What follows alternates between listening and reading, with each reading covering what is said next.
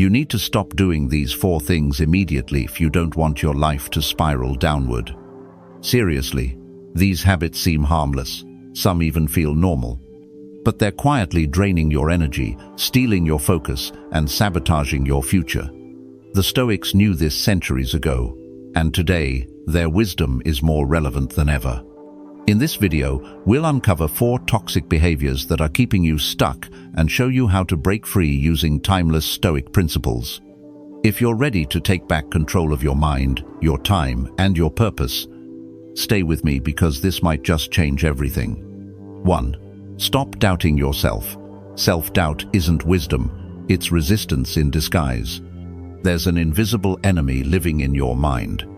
You don't see it. It doesn't scream. It whispers, "You're not good enough. You'll mess it up just like last time. Don't even try. It's too risky." Sound familiar?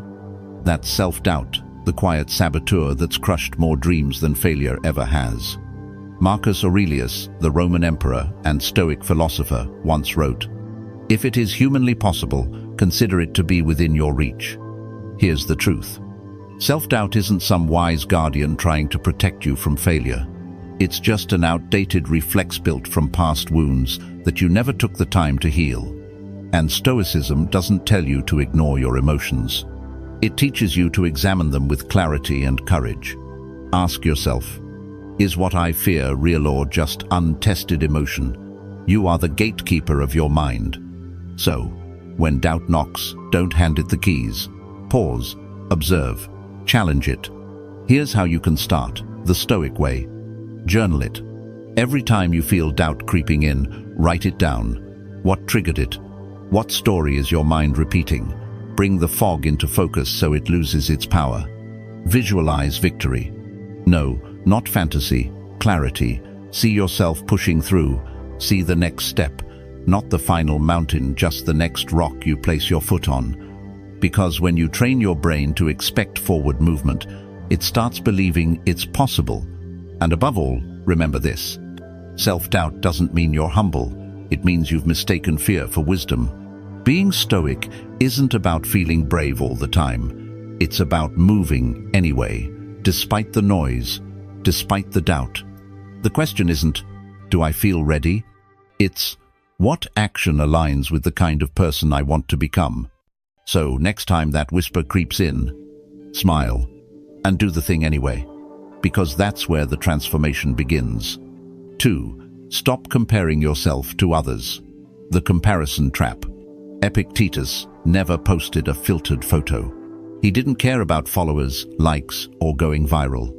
But if he were alive today, he would have seen right through the illusion we're drowning in. Comparison culture. It's everywhere. Scroll for 60 seconds and you'll see someone with a better house, a perfect body, a dream job, a happier relationship, or so it seems. But here's the problem. You're comparing your behind the scenes to someone else's highlight reel. You see their smiles, their vacations, their celebrations, but you don't see their anxiety at 3 a.m. You don't see the arguments, the breakdowns, the disappointments they keep off screen. And while you're busy measuring your worth against their illusion, you miss the value of your own journey. The Stoics had no Instagram, but they understood this trap perfectly. Seneca once said, "No one is more unhappy than the one who is never content with themselves." Comparison is not just misleading, it's a theft. It steals your joy, your focus, and your ability to live presently. Here's your Stoic toolkit to break free. Compare only to your past self. Are you more disciplined than last month? More patient than yesterday? More courageous than last year? That's progress. That's what matters. Practice negative visualization.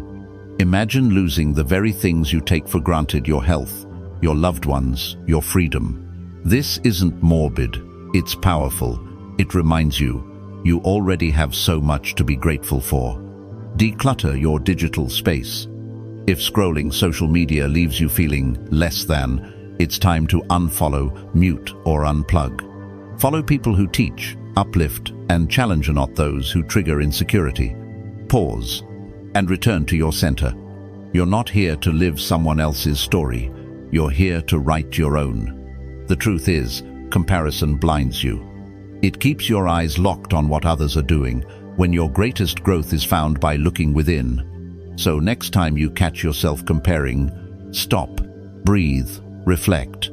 Are you living your life or just reacting to someone else's? Because your journey is meaningful, your pace is valid, and your progress, no matter how slow, is yours to honor. You don't need to run someone else's race. You just need to keep walking your own path with clarity, with courage, and with gratitude. 3. Stop living in the past. Let go or be dragged. There's something heavy you're carrying. It's not in your hands. It's in your mind. Memories, regrets, failures, things you wish you'd done differently, words you wish you never said, moments that replay over and over like a bad loop you can't shut off. The Stoics called this weight by its real name, attachment to what no longer exists. And Epictetus put it bluntly, it's not things that disturb you, it's our judgment about them. Let's be honest.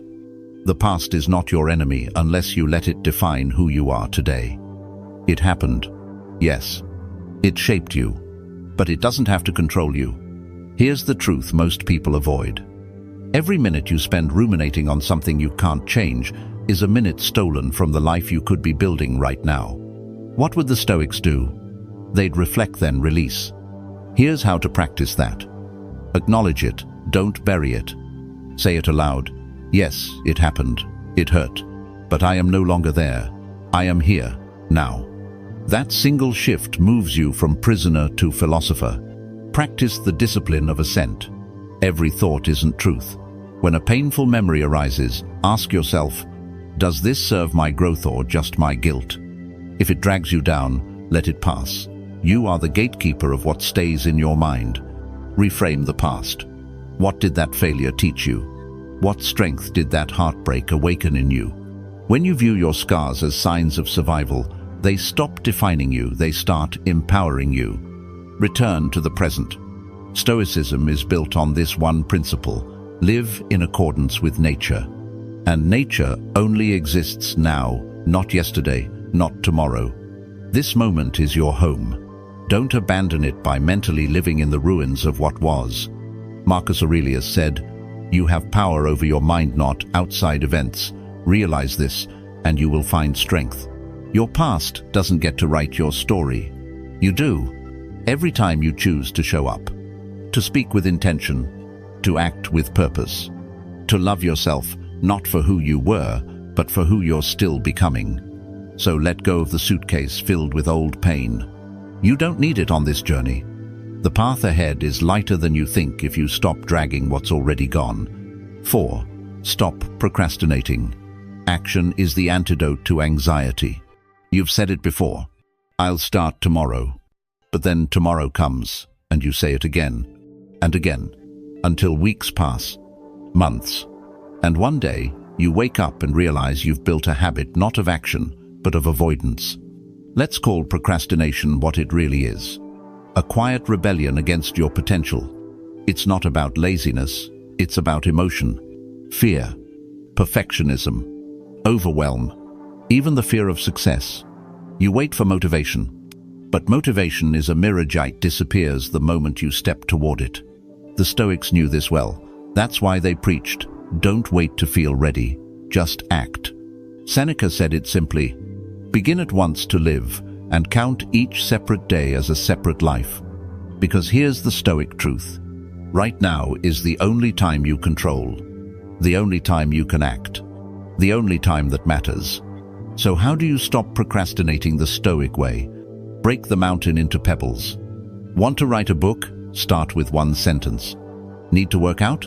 Start by putting on your shoes. Stoicism isn't about grand gestures, it's about micro-actions taken consistently. Use premeditatio malorum. Visualize the consequences of inaction. What happens if you don't take that first step? What opportunities do you miss? What part of your potential stays locked away? Build momentum through identity. Don't say, I want to get fit. Say, I am the kind of person who takes care of their body. The more your actions align with the person you want to be, the more natural it becomes to take the next step. Retreat to your inner citadel, that fortress inside you, untouched by fear, pressure, or noise. Go there, breathe, and ask yourself, what's the next right thing I can do, not tomorrow but now? And when you act, when you do the thing you've been putting off, you begin to build something more powerful than any to-do list: self-trust. You prove to yourself that you're not a slave to hesitation, that you are capable, disciplined, moving. Because Stoicism is not philosophy for thinkers, it's philosophy for doers. So don't wait for perfect timing. Don't wait for courage to strike like lightning. Be the lightning. Act now, even if it's small, because each time you act, you cast a vote for the person you are becoming. And eventually, you become unstoppable. Conclusion: growth begins when you stop. You don't always need to add more to grow. Sometimes, true power comes from what you choose to let go of. Stop doubting yourself. Stop comparing. Stop clinging to the past. Stop waiting, because no one else can rewrite the story of your life but you. And the pen is already in your hand. So tell me in the comments, which of these habits are you ready to leave behind? If this resonated with you, give it a like, share it with someone who needs it, and hit that subscribe button. Let's grow stronger together, one Stoic step at a time.